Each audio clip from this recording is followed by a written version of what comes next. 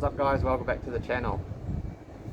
That's right, I am at another golf tournament in Rome. So obviously lots of restrictions going on, masks and hand sanitizer and everything. We're just doing our bit to keep the place as safe as possible so we can play golf events. This is the last event of the year, so there is only I think 84 people here this week, so small field, very good chance to make the cut, but it's very important for me.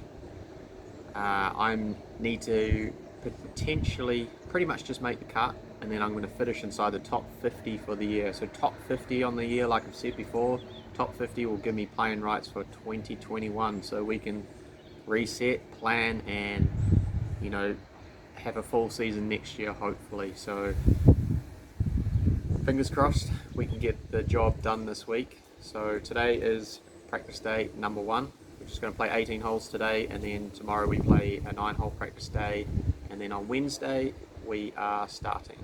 So in today's video is going to be a little bit different to what normally goes on, but like I said, I want to bring you as much golf content as I possibly can and just get you into my brain and let you know what I'm thinking, how I think around a golf course, what goes on during golf tournament weeks, how do I practice on and off the golf course, people I meet, places I go. So this week I am going to be talking to my mental coach. So I really needed to get in touch with my mental coach because the last time I was at this event, last year, I finished last, dead last. I shot 27 over, so I was really struggling with my golf swing, my brain, everything was sort of not going right, so I really struggled. So I'm back at this course. Obviously I'm going to have some bad memories come back in, so I really want to get in touch with my mental coach, have a talk to him. I wanted to do a Zoom, an interview. Unfortunately the internet where we've been hasn't been great, so I have talked to him on the phone, which was amazing, and I've also sent him some messages, so he's replied by video the answers. So hopefully I can put this all together and hopefully it comes up pretty good. So yeah, enjoy guys. G'day Jonesy, thanks for having me on your YouTube channel, and nice to be talking to you from St Andrews here in Scotland, the home of golf. I know you're down in Italy at the moment, probably a little warmer with you, although to be fair, lovely sunny day here today, and it's definitely a good day for golf. By the way guys, I'm going to put Scotty's information on the screen and in the description down below. He has put up a very good offer, so if you guys want to get your mental game to the next level and you want to work with somebody, Scotty is going to offer you the first session with him for free. All you have to do is mention Jonesy Golf. So I've been to this golf course before. I have had bad experiences at this golf course, so what is it that I should be doing and should be looking at when I arrive? I've got 2 full days to practice before the tournament starts. Yeah, the question about when you've been to a golf course before and maybe potentially have poor memories or experiences, particularly on certain holes, and then what can you do maybe to alleviate those thoughts or neutralize them, I suppose is another word. My take on it might be a little bit different to a lot of mental coaches, whereas or possibly not. I don't think you'd do anything. I mean, I think once you understand what the mental side of sport is, you appreciate the fact you really can't do much about your thinking in the moment. And if being a good sportsman is about being able to perform in the moment, if we think of our thoughts being random and we can't prevent thoughts coming into our mind, the sign of a mentally strong athlete or a golfer is the ability to understand their thinking, allow it to simply be, and carry on into committing to your own personal values for performance. And it's quite easy to understand this. There's a framework called the MAC protocol: mindfulness, acceptance, and commitment. And if you have those 3 things, or you train those 3 things, or you practice those 3 things as part of your, your own personality traits for performance, then you're in a good situation, because we can't prevent thinking. The problem arises when we engage with our thinking and we let that thinking dictate our ability to have attention on, or focus and concentration on, the task at hand. And our thinking will generally lead us to visualize poor performance in the future. So visualization is key in anything. We understand this, but visualization is also quite a natural part of being an athlete, a performer. It doesn't really matter what you do. And our thinking actually, if it's poor and if we don't recognize it, then it can push our visualization into over anticipating poor performance or poor results. So, but the one way to understand it, if you go into a golf course as a professional golfer, you will want to study the golf course and understand your game plan and course management based around your own abilities as a golfer. And I always find the easiest way to do that is most guys will tear it up and just walk the golf, play the golf course and figure out what they're going to do from then on. I never really liked that. I never really understood that. Why would you have a practice round where you don't know where you're going? So I would encourage anyone, whenever they go to a golf course, regardless of whether you feel good about it or bad about it, doesn't really matter, is to walk the golf course, maybe with your caddy or another golfer. Go to the spot on the fairway where you believe you would want to be off the tee, and then get the person back on the tee to tell you or to note down what the line is. Could be something in the distance, a left edge of the right bunker, or something like a tree or a building, a steeple or something like that. And walk the course and get a good understanding of where is worthwhile going, right? And then when you do actually have your practice round, you've already got a good idea of your target lines. So you're not wasting time on your practice round. And that also means you can spend more time around the greens, which really is the one area that changes from golf course to golf course. Golf is played through the air, we all know that, unless it's linksy, which still played through the air a little bit, but maybe requires a little bit more imagination on the ground. But golf is played through the air. It's when you get around the greens that golf courses really change. They get hard, they're slopey greens, maybe they're elevated greens, different type of grasses. So it's around the greens you really want to take most of your time. But if you have a bad experience at a golf course before, I don't think you can really change that. You've simply got to accept the fact that, well, that's what happened. But I've got a good way of utilising my time during my practice rounds and to understand what I want to do for that week and where I want to be and how I want to play the holes. You could even do it based on particular winds if you think the winds are going to change. And then it's simply your ability to stay committed to the decisions you've made regarding course management and your game plan. And if your thinking starts pushing you away from that because you're getting on a particular hole that you have over anticipated, that's okay. You simply accept the fact you have those thoughts, but you remain committed to your own personal values for that hole, what you've decided. And you allow your thinking to settle in the background while you proceed on with the game plan that you have decided that you're going to follow. That would be my advice to you. Anything else, in my opinion, is a band-aid fix. Why is it, as players, we tend to hype up events more than others? It's nature, it's human nature. And this would be the same whether you're an amateur golfer going into maybe his first club champs, whether that be the junior, intermediate or senior grade, it doesn't really matter. These things are important to that person. Or it is a professional going to his first major or even his first event or a qualifying school, it doesn't matter. It's understandable that certain events would conjure up the feeling of it being more important, because it is. But again, let's go back to the MAC protocol: mindfulness, acceptance, and commitment. That doesn't mean that you cannot still be committed to your own personal values for performance. And it's easy to say, but it's also very easy to do. I don't see anyone who would go into an event, actually regardless of what sport it is, that wouldn't feel like certain events have more importance to the other. If you were playing, for instance, Jonesy, if you were playing your Saturday comp back at Russley Golf Club with your mates, you wouldn't over anticipate that too much. You'd enjoy it. You look forward to it. It obviously has less importance than, say, a professional event that may have a strong bearing on your continuing career and your ability to keep playing in the sport that you want to make your career. So I think, the ability to accept the fact that, you'll think more about certain events than others is fine. But if you follow the MAC protocol, you'll understand that you don't have to let that thinking push you away from what you value as important for performance. It's as simple as that, really.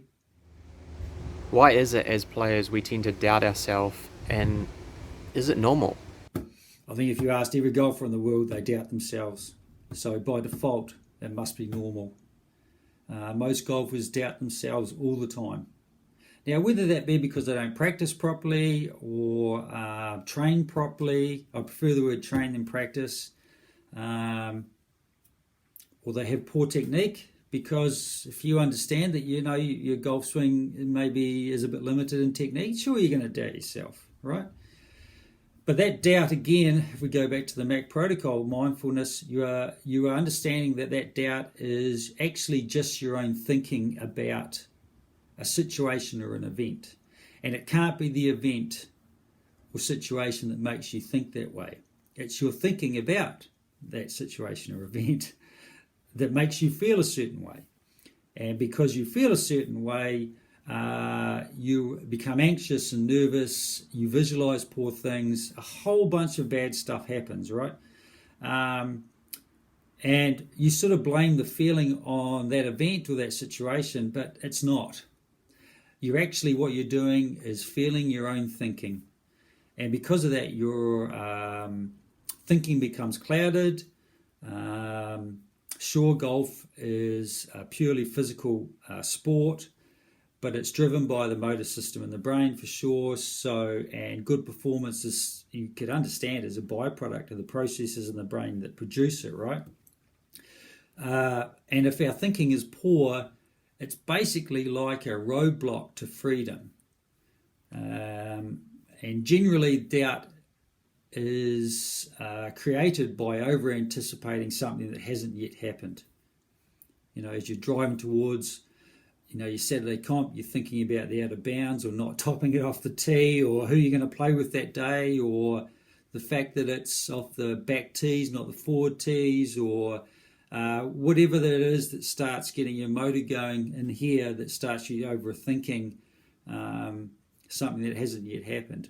Now, it's quite easy to understand. I'll give you an analogy or an example of how our thinking can affect us, right? So imagine you've got a glass of water. I wish I had it with me now, nothing around, but imagine you have a glass of water and it's pure. So it's nice pure water, nice New Zealand or Scottish water maybe, and absolutely see-through. And that can represent the way you think when you're thinking well. Now, when an event or something happens and you start thinking poorly, it's like pouring dust into the glass, and the glass becomes all murky, right? And that's what happens when thoughts are introduced into our brain, right? And you can't avoid that, right? And our thinking is random. You've got to accept it, right? That's what the best in the world do. They simply accept the fact that they can have poor thinking. It doesn't matter. Everyone does it, right? Now, you have two options.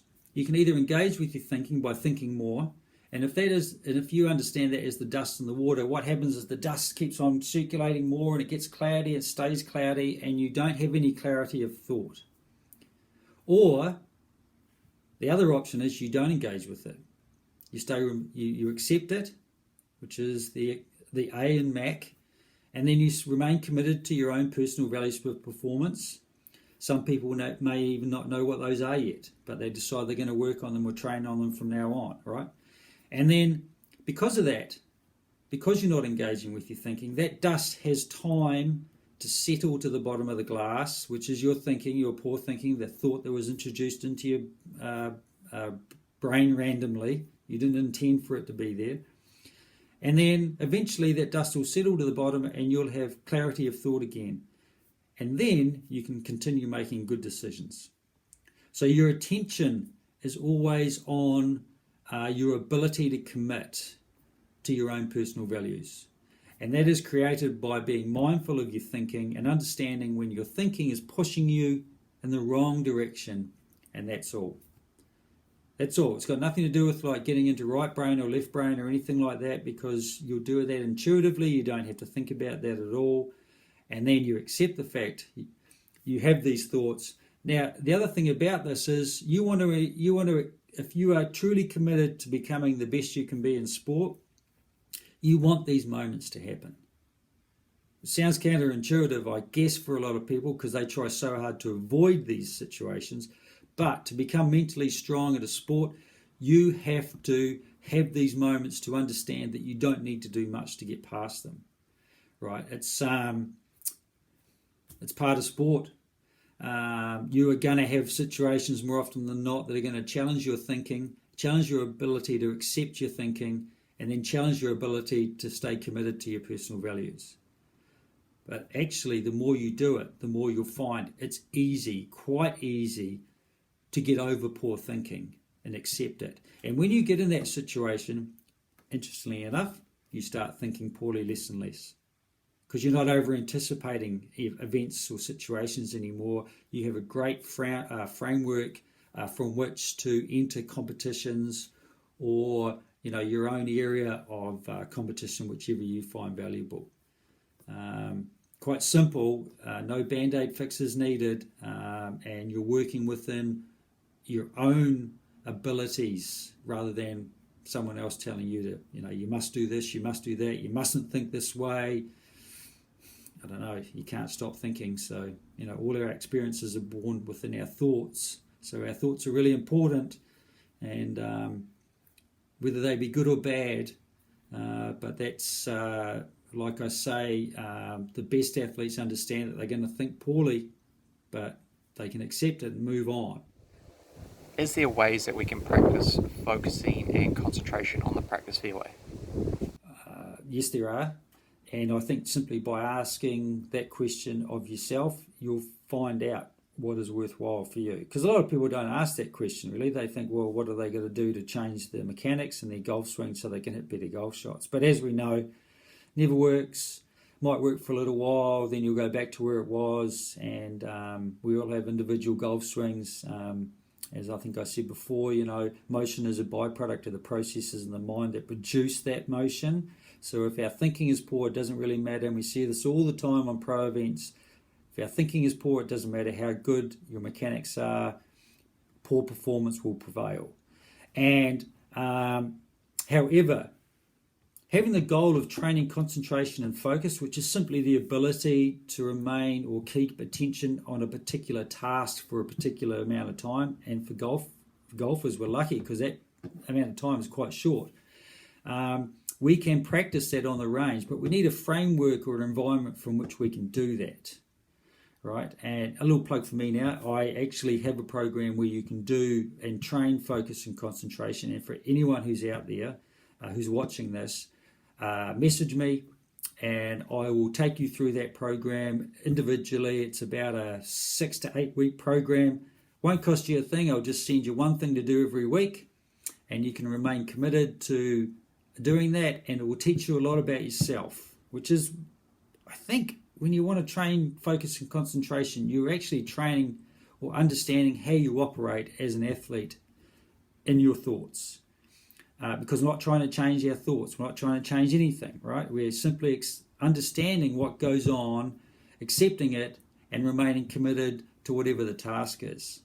It's as simple as that. So I'd like to say for anyone, whoever's out there, whoever would like to train focus and concentration, message me. It's free of charge.